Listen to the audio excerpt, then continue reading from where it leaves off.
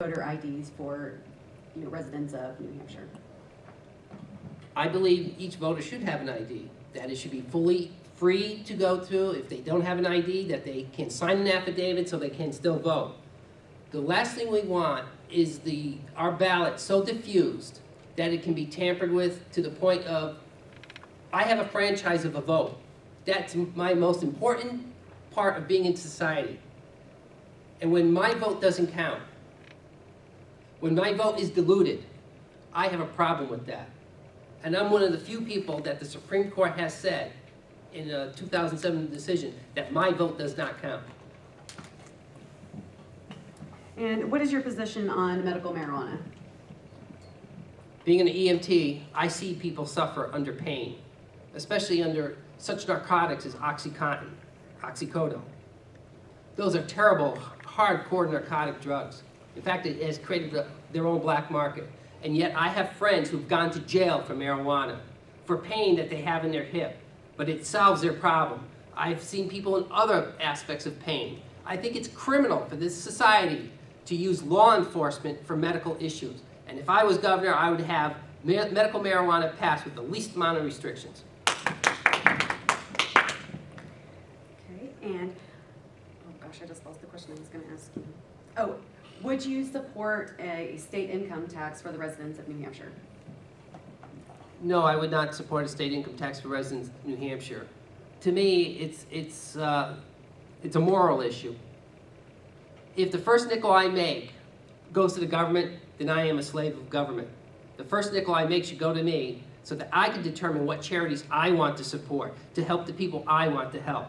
Now, before somebody accuses me of being a selfish person, I volunteer a lot of my time. I'm a volunteer fire chief, a volunteer EMT, I volunteer in the community. I do this because I feel part of the community. But the day that comes when somebody points that invisible gun at me and say, you will give, is the day I stop giving to society. I want my efforts to society to be voluntarily, that we engage in voluntary cooperation. When you have somebody force you, it's no longer voluntary, that's outright theft. And I firmly believe that, and that is a moral issue with me. Great, now we'll open it up to questions from the audience. Okay.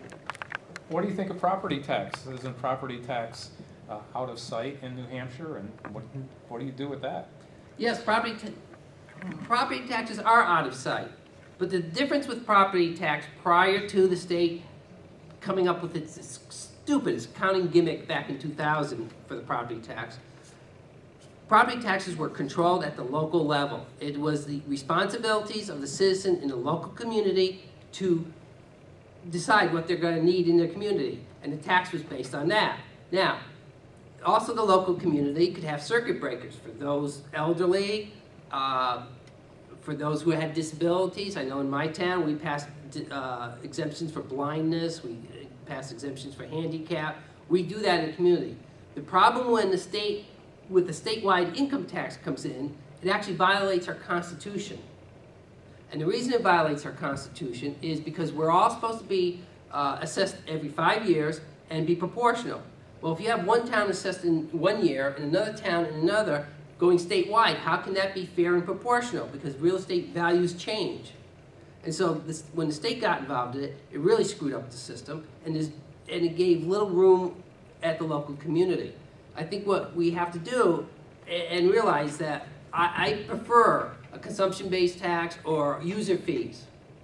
But outside of that, the local community's got to get a handle on their taxes, because it's not going to get solved by taking money from somewhere else. Because if we decide to just keep taxing businesses, what's going to happen is businesses are going to leave.